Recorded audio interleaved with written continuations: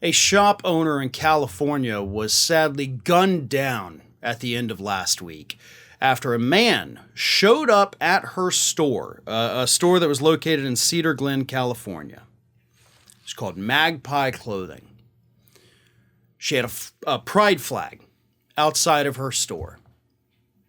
According to members of the community, she was a very, very strong ally of the LGBTQ community. She had 9 kids in a blended family. And some hate-filled, bigoted, domestic terrorist went to her shop, pissed off about the pride flag. They had an argument, according to the reports, and he shot her dead because she had a pride flag outside of her, outside of the business that she owned. Now she's dead. So's the shooter. He died not long after in a confrontation with the police where things became violent. And that also, by the way, is a shame. I didn't want that man to be killed by the police. I mean, let's be honest, I have no sympathy that he was killed by police, but I didn't want him to be killed by police. I wanted him to go through the justice system. He should have been able to have been held accountable.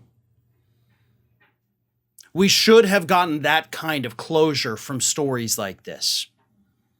Because it's not enough for the family of that woman who was killed. They're still reeling from the shock of this.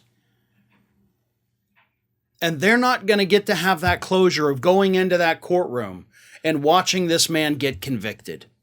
They're not going to have the closure of walking into a courtroom and watching him get sentenced to life behind bars, knowing that for the rest of his days, he will never step outside of a prison ever again.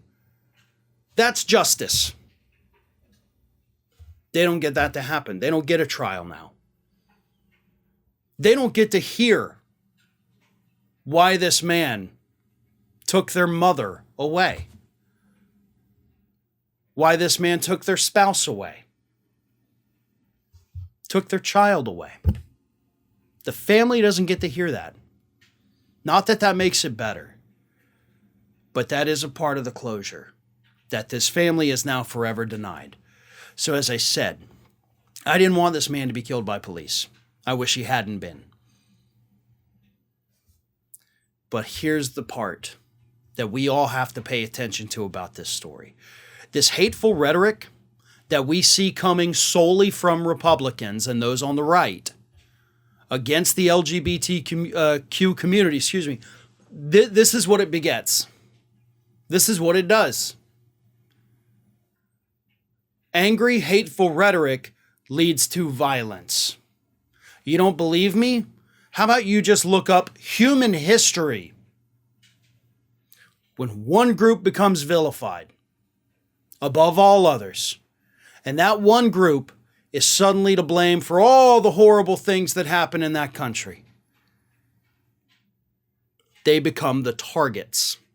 And Republican politicians, little pipsqueak right-wing pundits, they're putting targets on all these people. The members of the community themselves, their allies, their businesses, every single Republican politician and pundit out there is taking a big target and setting it upon them, saying, these are the enemies. Go do what you want. They don't have to encourage in any other way, than they already have. Telling people that these are horrible human beings. They're groomers. They want to hurt your kids. They want to indoctrinate your kids. For some people, that is all the push they need. Be lied to about just a handful of little things, and they suddenly become vigilantes out there to kill people because some right-wing politician or pundit told him these people were evil. They had no evidence to back up the claims that these people were evil. There never is.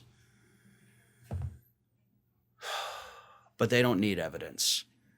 Ring of Fire has fresh content 7 days a week, so if you want to be reminded about it, don't forget to subscribe to the channel, hit the little bell to be notified every time a new video goes up.